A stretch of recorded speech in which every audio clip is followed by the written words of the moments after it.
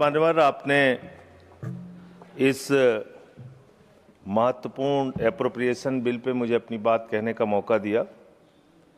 मान्यवर, इस पूरे बिल को देखने के बाद जो डिमांड्स है माननीय मंत्री जी की, उसमें जो मौजूदा परिस्थितियां हैं उसके लिए 57,000 करोड़ रुपए की मांग उन्होंने सदन से की है मंजूरी के लिए।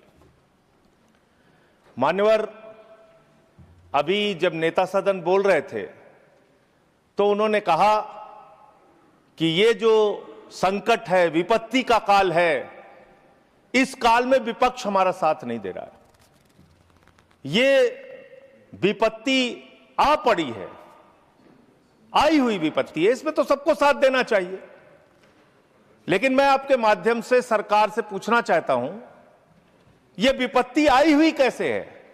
मान्यवर, यह विपत्ति लाई हुई विपत्ति है। यह लाई गई समस्या है, यह लाया हुआ संकट है, आया हुआ संकट नहीं मान्यवर। तो यह लाया हुआ संकट कैसे है? देश की जनता को नहीं पता था मान्यवर, आपको भी नहीं पता था, हमको भी नहीं पता था, लेकिन आदरणीय प्रधानमंत्री जी को पता था, देश के विदेश मंत्री को पता था कि जो हार्मोज का समुद्री मार्ग है, वहां से भारत की जरूरत का 60% कच्चा तेल आता है मान्यवर, और 50% भारत के जरूरत की गैस आती है, उसी रास्ते से आती है। यह बात नरेंद्र मोदी जी को, आदरणीय प्रधानमंत्री जी को पता थी। तो मैं आपके माध्यम से पूछना चाहता हूं कि जब वो हार्मोज का समुद्री मार्ग 60% से ज्यादा ईरान के रास्ते में आता है, ईरान के कब्जे में आता है, तो ईरान से तू कौन मैं खामखा जबरदस्ती झगड़ा करने की आपको जरूरत क्या थी? इसलिए आपने जानबूझकर देश को संकट में डाला है। यह संकट आया हुआ संकट नहीं है, यह लाया हुआ संकट है, और इस लाए हुए संकट के सबसे बड़े जो प्रायोजित किया है जिन्होंने संकट, उसका नाम है देश के प्रधानमंत्री आदरणीय नरेंद्र मोदी जी। मान्यवर, यह बात देश की जनता को पता होनी चाहिए। दूसरी बात मान्यवर, आपका परंपरागत मित्र है ईरान, और खुद प्रधानमंत्री ने माना है। प्रधानमंत्री जी जब गए थे ईरान की यात्रा में, उन्होंने कहा भारत और ईरान की दोस्ती इतिहास से भी पुरानी है। यह प्रधानमंत्री के वक्तव्य हैं। उन्होंने खामेनेई जी को कुरान की पांडुलिपि भेंट की थी 7वीं शताब्दी की मान्यवर। उन्होंने चाबार पोर्ट का समझौता किया था, जिसका बखान प्रधानमंत्री ने खूब किया कि भारत का व्यापार बढ़ जाएगा, पाकिस्तान की अब हमें जरूरत नहीं पड़ेगी, अब हम अपना एक अलग रास्ता बना के और भारत के व्यापार को बढ़ाएंगे। और वहां पर सरकार ने सैकड़ों करोड़ रुपए चाबार पोर्ट पे वेस्ट किया। 2019 तक भारत को ईरान से सस्ता तेल मिलता था, रुपए में तेल मिलता था, गैस मिलती थी, हमारा मित्रतापूर्ण संबंध था उनसे। लेकिन भारत के प्रधानमंत्री खामेनेई की मौत पे खामोश रहते हैं। 160 स्कूली बच्चे मार दिए जाते हैं, खामोश रहते हैं। और इतना ही नहीं मान्यवर, ईरानी नौसेना को हमने अपने युद्धाभ्यास में बुलाया, और जब वो नौसेना का जहाज वापस जा रहा था, 100 नौसैनिक मार दिए गए ईरान के, अमेरिका के द्वारा। प्रधानमंत्री खामोश। हमारे मेहमान मारे गए, एक शोक संवेदना के शब्द हमने नहीं बोले। तो ये संकट भारत के ऊपर आपने लाया है, ये आया हुआ संकट नहीं है, मैं फिर से स्पष्ट करना चाहता हूं। दूसरी बात मान्यवर, दूसरी बात, आपने जो तेल और जो ऐसे समय में 60 रुपए घरेलू गैस का दाम और 115 रुपए कमर्शियल सिलेंडर का दाम आपने बढ़ाने का काम किया। तो पूरे देश में एक हाहाकार की स्थिति है। इसको नियंत्रित करने के लिए झूठ बोलने के बजाय सच्चाई को स्वीकार कीजिए।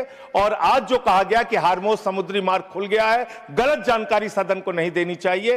हार्मोज समुद्री मार्ग से मात्र 2 जहाज आपके आए हैं, 22 जहाज अभी भी आपके रुके हैं। मैं शुभकामनाएं देता हूं कि आप वार्ता करके उस समस्या का समाधान कराइए। अभी है मान्यवर समय है। मान्यवर, 2 मिनट में आपसे और लूंगा। मान्यवर, दूसरा विषय, मैं आपके माध्यम से सरकार से अनुरोध करना चाहता हूं। हमारी सेना बहादुरी से देश की सुरक्षा के लिए लड़ती है, और उसके साथ साथ सेंट्रल आर्म्ड पुलिस फोर्स के लोग, जो हमारे केंद्रीय सुरक्षा बल के लोग हैं, वो भी लड़ते हैं, वो भी देश के लिए अपनी कुर्बानी देते हैं। पुलवामा में 40 जवानों ने अपनी शहादत दी मान्यवर, पुलवामा में 40 जवानों ने अपनी शहादत दी। और जो उनका काडर सिस्टम है, यूपीएससी के थ्रू उनकी भर्ती होती है। मैं बस 1 मिनट आपसे लूंगा, बस सर, आधा मिनट, वो खत्म करूंगा, 1 मिनट में खत्म करूंगा सर।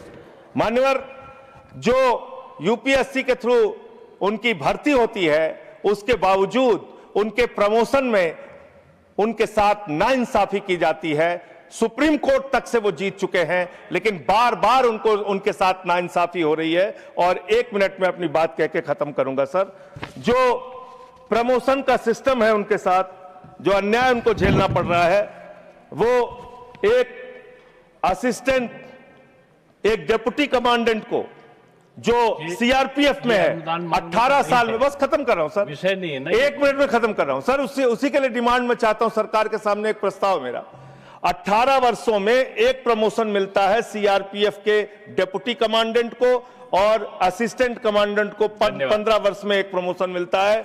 यही हाल बीएसएफ का है। लेकिन जो आईपीएस बैच के अधिकारी हैं, उनको 4-4 प्रमोशंस मिलते हैं। हमें आईपीएस के प्रमोशन से परेशानी नहीं है, लेकिन बीएसएफ में, सर खत्म कर रहा हूं सर, 30 सेकंड में खत्म कर रहा हूं सर, खत्म कर रहा हूं 30 सेकंड में सर। मेरा सिर्फ आपके माध्यम से सरकार से इतना अनुरोध है कि जो हमारे केंद्रीय सुरक्षा बल के जवान हैं, जो हमारी वो सेना है, उसका मनोबल कमजोर ना हो जवानों का, और उसमें आईपीएस को उनकी पोस्टों पे ना बैठाया जाए। जहां डीजी, डीआईजी, आईजी बनने में उनकी योग्यता है, उनको उस पोस्ट पे बैठाया। धन्यवाद उपसभापति महोदय। 3 मिनट्स। धन्यवाद महोदय। महोदय, पार्लियामेंट हमरो भारत सरकार को